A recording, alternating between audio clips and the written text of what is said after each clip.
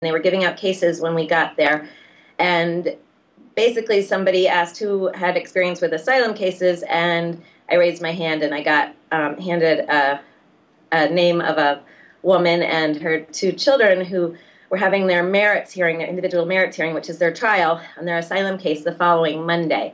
To put that in a little bit of context, I've been doing asylum cases for 14 years, and usually it takes months, if not years, but usually several months to prepare a case.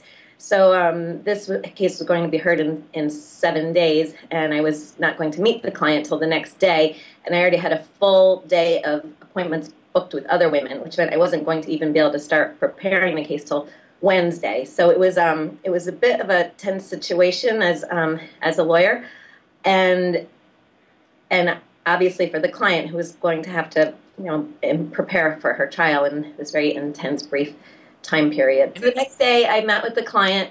I realized very quickly that she had a very strong domestic violence asylum case.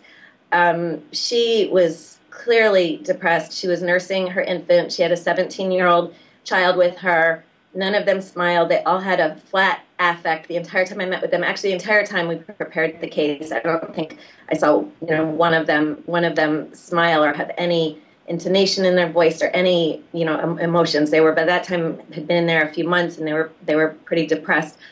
She had gotten a bond, but her family couldn't afford to raise money to enough for that bond, which was $9,000. So that's why she had to do her trial from within the detention center. It was really difficult for the client because she didn't know me, and usually we spend a long time getting to know our clients before we start talking about the really tough stuff in their lives. And she pretty much had to start right away telling me about severe abuse, sexual abuse, marital rape, all of the horrible things that happened to her over a number of years. And I was in the courtroom with the judge and the trial attorney and the interpreter, and then she was sitting there with a volunteer attorney who sat with her during the trial and her baby. And the judge issued a 46-minute opinion, which wasn't being translated to the client, so she didn't understand that she was winning the case. We understood she was winning the case, and if I was sitting there with her, I might have been able to, give her some cues that she was winning the case. So she basically sat there crying for 46 minutes, not knowing whether the judge was talking about all the reasons she should be deported or all the reasons she should be able to stay, which, in fact, the judge was talking about all the reasons she should be able to stay. She started crying. I really wish I could have been there with her. And she was basically escorted out of the courtroom. It was quite impersonal given what had just happened and the intensity of what just happened. But we spoke to her, almost directly after, and we were able to speak by phone, and she was very, very grateful. The daughter, the 17-year-old, is in school.